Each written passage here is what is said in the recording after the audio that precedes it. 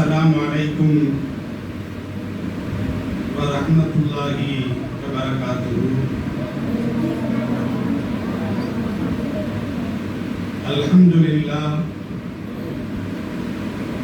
والصلاة والسلام على رسول الله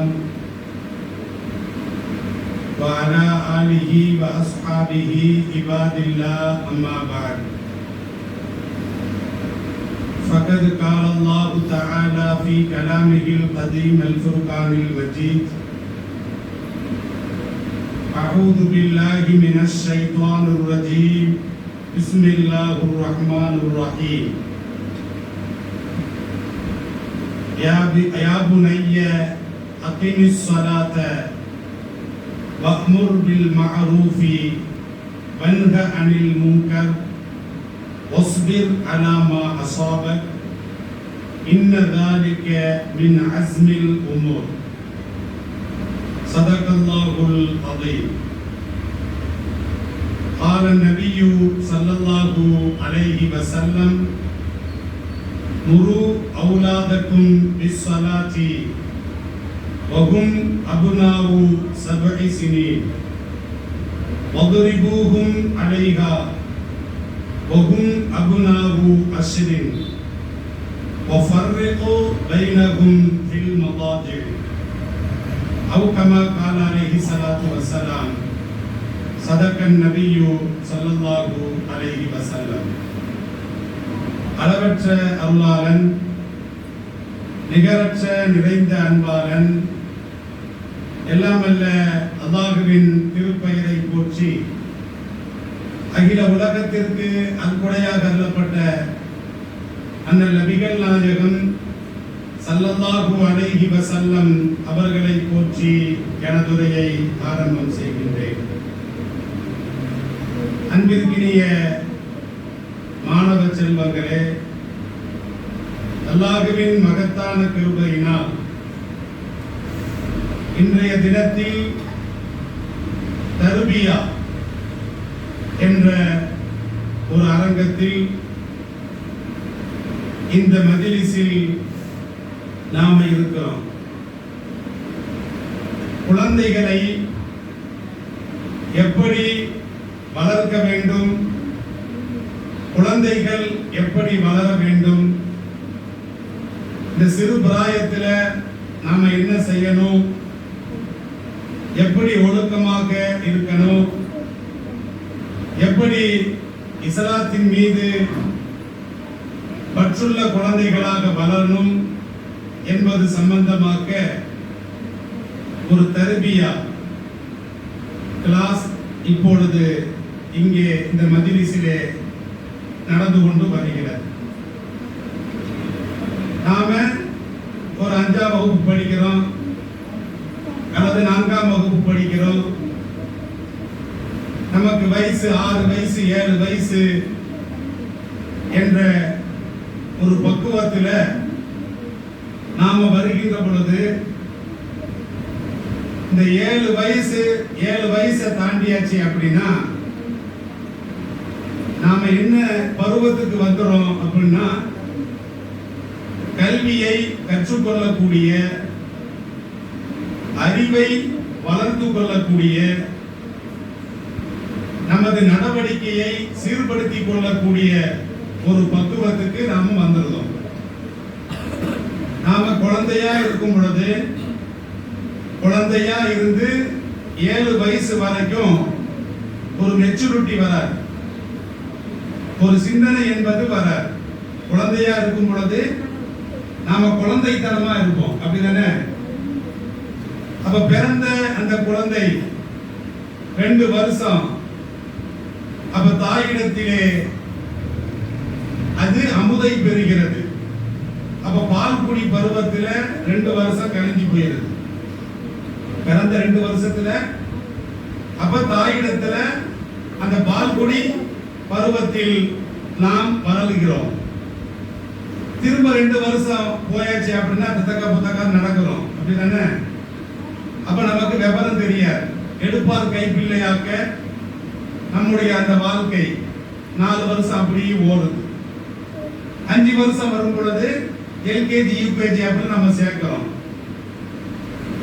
இப்போ ஒரு 6 வயசு ஒரு 7 வயசு கடந்துருச்சு அப்படின்னா 7 வயசுல இருந்து குழந்தைகள் சிந்திக்க ஆரம்பிக்கின்றன. அப்படிதானே? நமக்குன்னு ஒரு எண்ணங்கள் தனியா சிந்தனை தோன்றுகிறது. அதுக்கு தான் என்ன பிரிச்சிருக்கிறாங்க அப்படின்னா குழந்தை பருவத்தை 3 விதமா பிரிச்சிருக்கிறாங்க. குழந்தை பருவத்தை 3 விதமா பிரிச்சிருக்கிறாங்க. முதல் 7 வயசு வரைக்கும் அந்த குழந்தைக்கு என்ன தேவை அப்படின்னா ஜிஸ்மியன், உடல் ஆரோக்கியம் தேவை, உடலை வளர்க்கணும். அப்படிதானே? 7 வயசு நல்ல பால் குடிக்கணும், நல்லா சாப்பிடணும். அப்ப அந்த முதல் 7 வயசு வரைக்கும் அறிவு வளர்ச்சி ஏற்படாது. என்ன வளர்ச்சி ஏற்படாது? அறிவு வளர்ச்சி ஏற்படாது. என்ன வளர்ச்சி ஏற்படும்? உடல் வளர்ச்சி. அந்த முதல் 7 வயது வரைக்கும் அப்ப ஆண் குழந்தையாக இருந்தாலும் சரி, பெண் குழந்தையாக இருந்தாலும் சரி, அப்ப உடல் ரீதியான அந்த வளர்ச்சி ஏற்படுகிறது.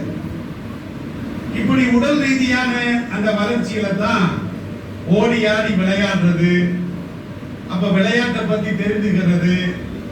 அப்ப அந்த முதல் 7 வயது வரைக்கும் நாம எப்படி இருக்கிறோம்? விளையாட்டு பிள்ளையாக இருக்கிறோம். அப்படிதானே?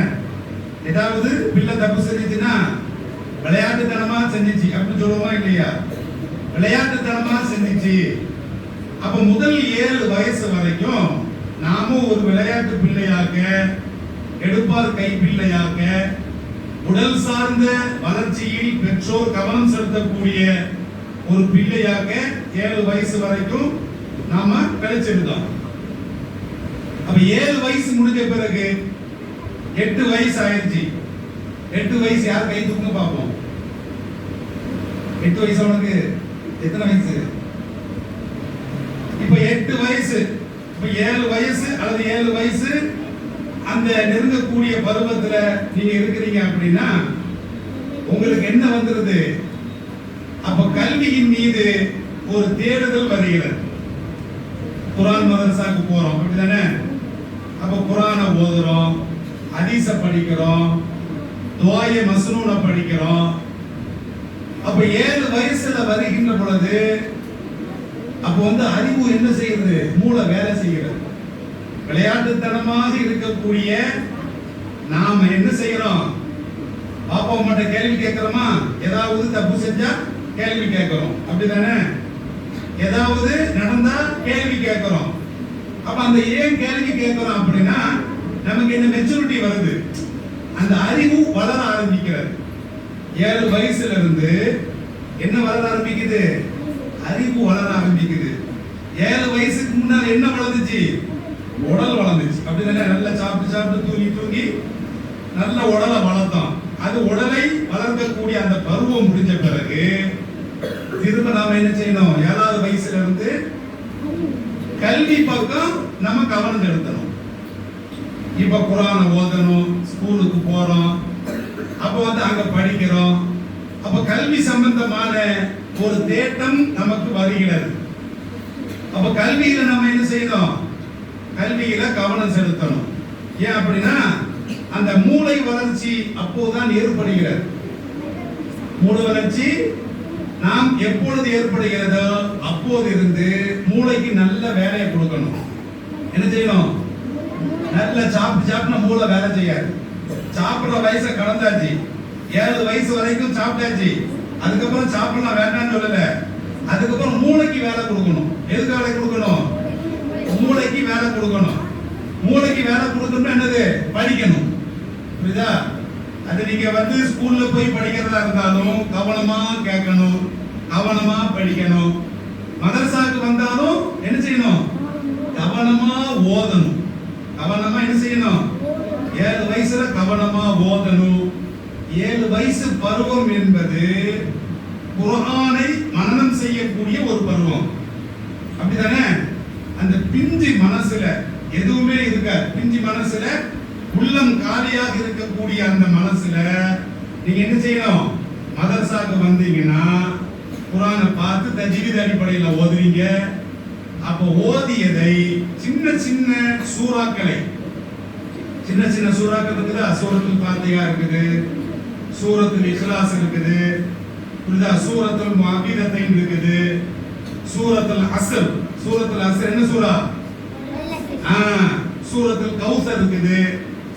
அப்ப இந்த சின்ன வயசுல ஹிஃப்து செய்யக்கூடிய ஒரு பக்குவம், அதாவது அறிவை வளர்க்கக்கூடிய, மனன சக்தியை வளர்க்கக்கூடிய ஒரு பக்குவத்துக்கு நீங்க ஆளாகிறீங்க.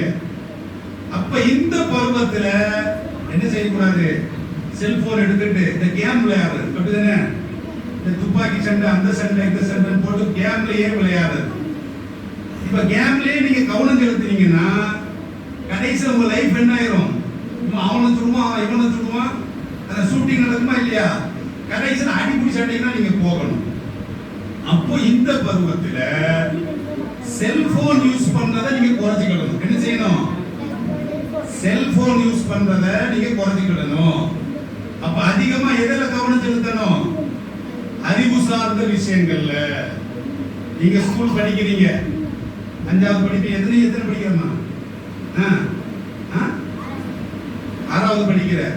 அப்ப ஸ்கூல் சம்பந்தமாக அது நம்ம முதல் மார்க் வரணும், படிப்புல கவனம் செலுத்தணும். காலையில மாலையில மதரசாக்கு வரீங்களா?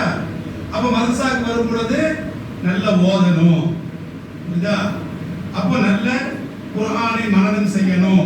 இந்த பக்குவம், புரியுதா? இதுல விளையாட்டை குறைக்கணும். 7 வயசு வரைக்கும் விளையாண்டாச்சு, புரியுதா? 7 வயசுக்கு அப்புறம் என்னத்தை குறைக்கணும்? விளையாட்டை குறைக்கணும். அதுக்காக விளையாடையே போகக்கூடாதுன்னு சொல்லல, புரியுதா? விளையாடும் செய்யணும். அப்போ கல்வியின் மீது கவனம் செலுத்தணும், புரியுதா? நீங்க ஓதுறீங்களா? குர்ஆன் ஓதுறீங்களா இல்லையா? அப்ப குர்ஆனுடைய அந்த கல்வியின் மீது கவனம் செலுத்தணும். ஹதீஸ் படிச்சு கொடுத்திருப்பாங்க, அப்ப அந்த ஹதீஸின் மீது கவனம் செலுத்தணும். துஆயை மஸ்னூன் சொல்லி கொடுத்திருப்பாங்க. துஆ சாப்பிடும் போது என்ன ஓதணும்?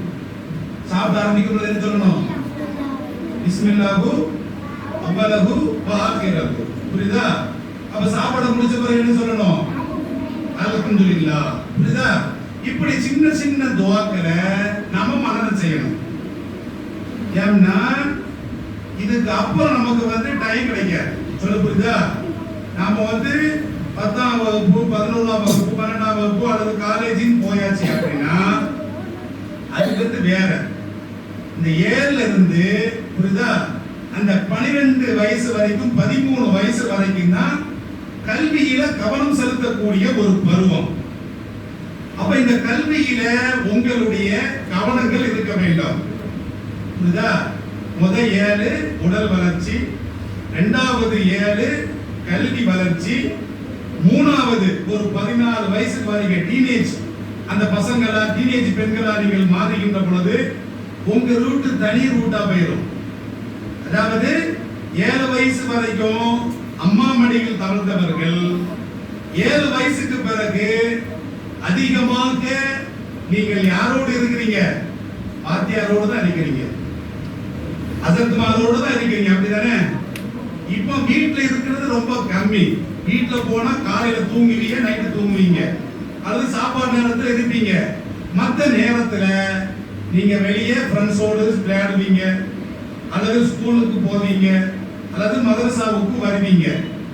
அப்போ உங்களுடைய இந்த லைஃப் என்பது 7 வயசுல இருந்து 14 வயசு வரைக்கும் யாரை சுற்றி இருக்கிறது?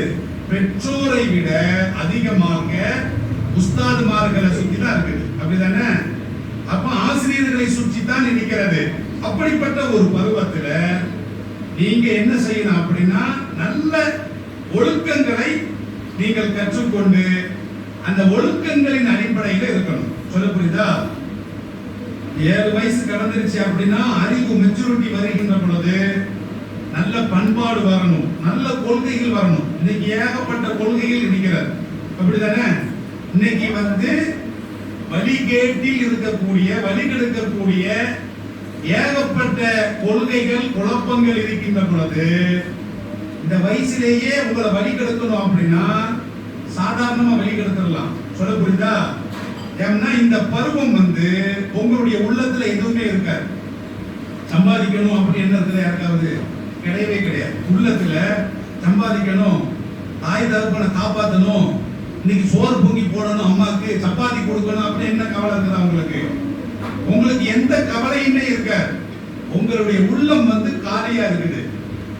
உள்ளம் எப்படி இருக்குது? ஒரு பாட்டில் இருக்குது, அந்த பாட்டில்ல ஒண்ணுமே இல்லை. அந்த பாட்டிலுடைய அந்த மூடி இருக்கு பார்த்தீங்களா, அந்த மூடியை கலட்டி வச்சிருக்கிறீங்க. இப்போ அந்த கலட்டிய அந்த பாட்டிலுக்குள்ள எதனாலும் கொண்டு போகலாம். தண்ணியை ஊத்தலாம், அப்படிதானே? தண்ணியை ஊத்தி நிரப்பலாம், அல்லது வேற என்னதை ஊத்தலாம்? ஜூஸ். நீ எவ்வளவு ஜூஸ் குடிக்கிற நீங்க, அப்ப அதுல ஜூஸ் போட்டு நிரப்பலாம். வேற என்ன நிரப்பலாம் சொல்லு? பெட்ரோல். சரி, பெட்ரோல், பெட்ரோல், டீசல், காத்து நிரப்பலாமா? காலியா இருக்குது பாட்டில்ல. இப்போ பலூன் இருக்குல்ல, இப்போ பலூன் காலியா இருக்குது, அந்த பலூன்ல பூன்னு ஊதி காத்து நிரப்புறியா இல்லையா? இதே மாதிரிதான் உங்க உள்ளங்கள் காலியா இருக்குது. புரியுதா? இந்த உள்ளத்துல பன்னீரையும் ஊத்தலாம், பெட்ரோலையும் ஊத்தலாம், எல்லாத்தையும் ஏத்துக்கணும், அப்படிதானே? அப்ப உள்ளம், உங்களுடைய உள்ளங்கள் காலியா இருக்குது, எந்த கவலையுமே கிடையாது. கவலை எதுவும் இருக்குதா? கவலையே வராது. இந்த 7 வயசுல எந்த ஒரு கவலையுமே இருக்காது.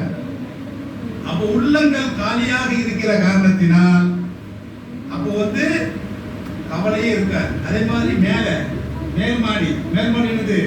மூளை. மூளையும் ஃப்ரீயா இருக்குது. அறிவு என்னது? மேலையும் மூளை வந்து ஃப்ரீயா இருக்குது, உள்ளமும் ஃப்ரீயா இருக்குது. எதை திணிச்சாலும் ஏறும்.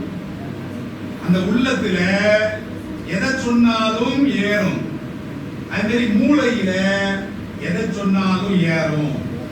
அப்ப இந்த சமயத்துல என்னத்தை திணிக்கணும்? கல்வியை திணிக்கணும், அதற்கு ஒழுக்கங்களை திணிக்கணும். சொல்ல புரியுதா? நபியினுடைய வாழ்க்கையை திணிக்கணும். அப்ப உள்ளத்துல எதை ஏத்தணும்?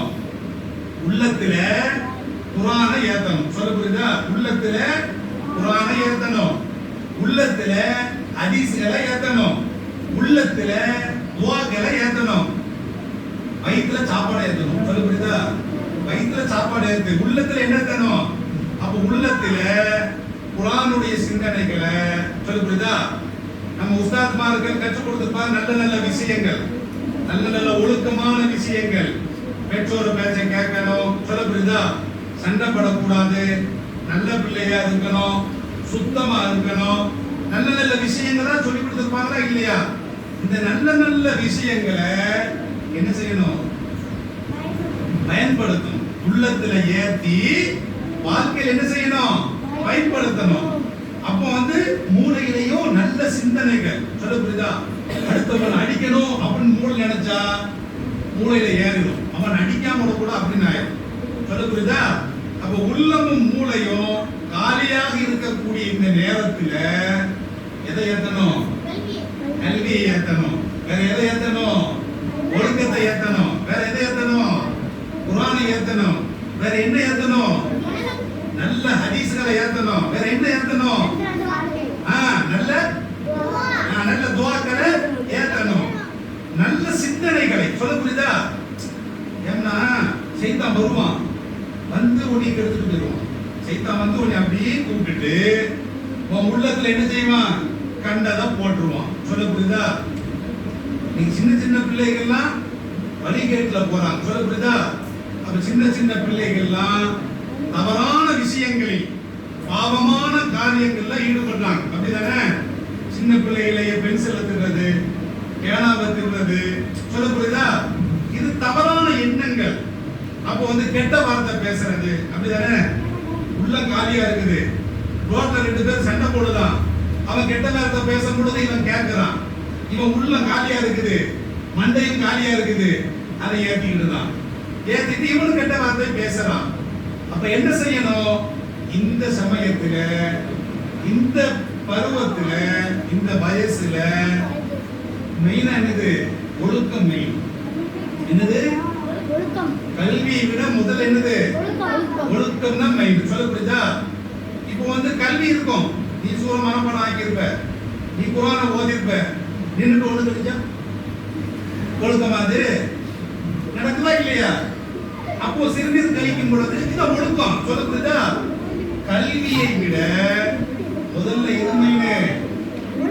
ஒழுக்கம். அப்ப சிறுநீர் எப்படி கழிக்கணும்? அமர்ந்து கழிக்கணும். ஸ்கூல்ல போய் எப்படி கழிக்கணும்? நின்னுட்டு கழிக்கணும். அப்படிதானே?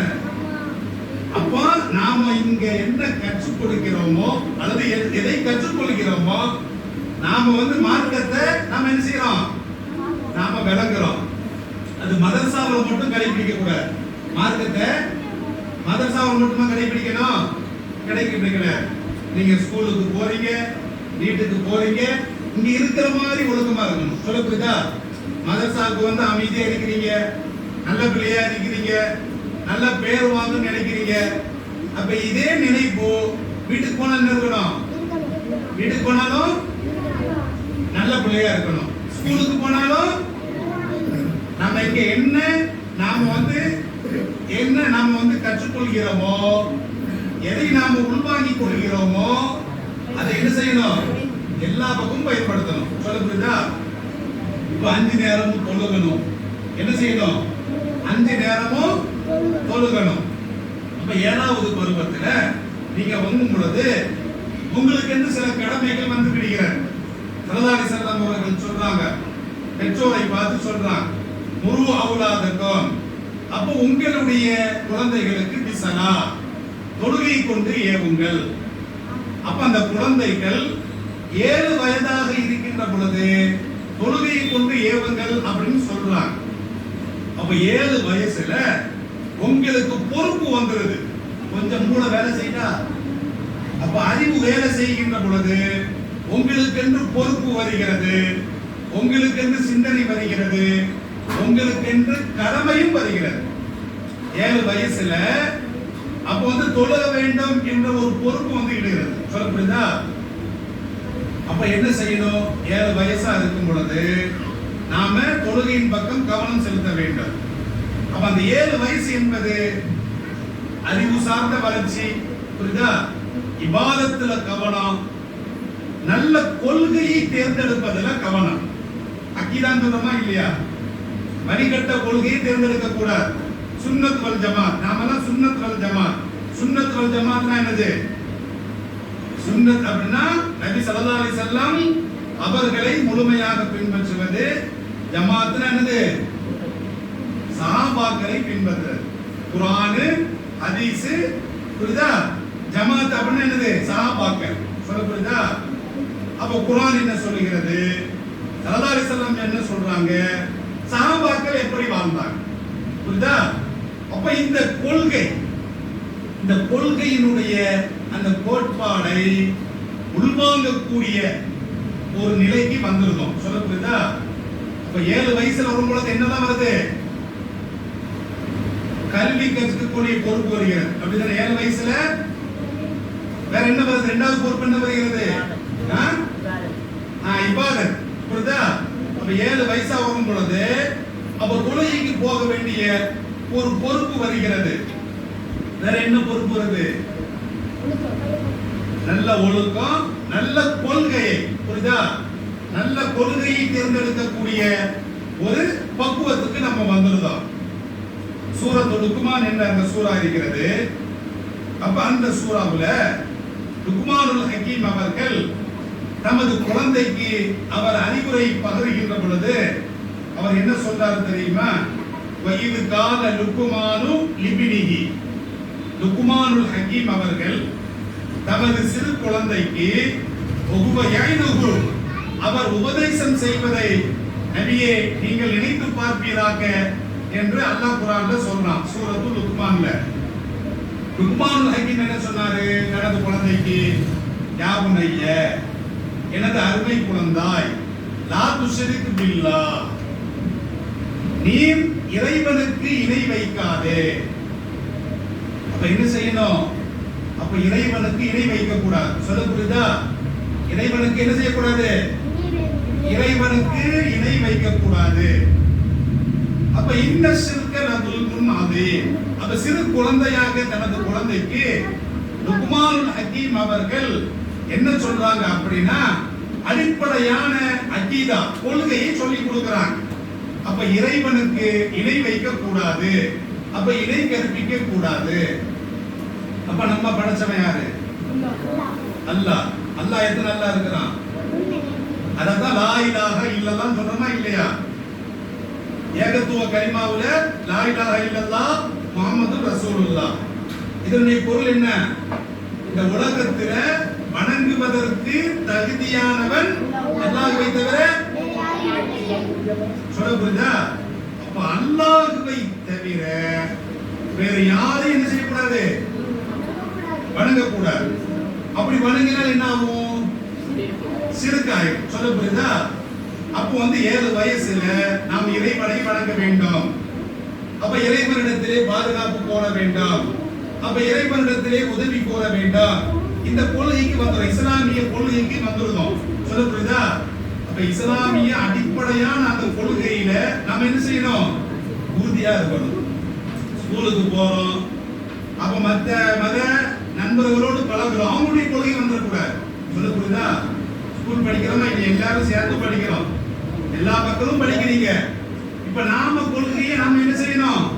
ஸ்கூலுக்கு போனாலும் நாம கொள்கை என்ன செய்யணும்? கொள்கையில உறுதியா இருக்கணும். என்னது? கொள்கையில உறுதியா இருக்கணும். கொள்கையை அடமானம் வைக்க கூடாது. சொல்ல புரியுதா? இது ஒண்ணு அடிப்படையான ஒரு விஷயம்.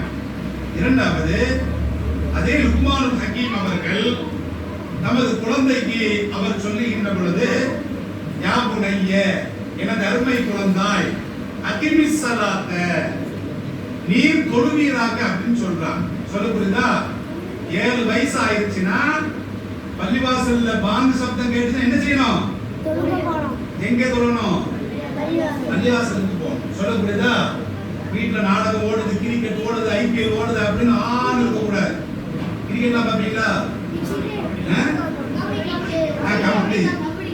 அதாவது நல்ல ஆரோக்கியமான விளையாட்டு. சொல்ல புரியுதா? நான் அதுதான் சொன்னேன், அந்த முதல் 7 வயசு வரைக்கும் உடல் வளர்ச்சி. அதுல கபடி விளையாடலாம், சின்ன பிள்ளைகள சடுகுடு விளையாடலாம், துட்டு பிடிச்சு விளையாடலாம், கண்ணாமூச்சி விளையாடலாம். சொல்ல புரியுதா? வேற என்ன விளையாடலாம்? சுட்டா எல்லாமே விளையாடலாம். அது உடல் ரீதியான வளர்ச்சி. ஸல்லல்லாஹு அலைஹி வஸல்லம் அவர்கள் சொல்றாங்க, அப்ப சிறு குழந்தையாக இருக்கின்ற பொழுது நீச்சல் பயிற்சியை கற்றுக்கொள்ளுங்கள் அப்படிங்கிறாங்க. சொல்ல புரியுதா? நீச்சல் இருக்குது, சிலம்பாட்டம் இருக்குது, புரியுதா? கராத்தே இருக்குது, அப்ப உடல் சார்ந்த விளையாட்டு இருக்குது. அது அந்த 7 வயசுக்குள்ள நம்ம என்ன செய்யணும்? விளையாட.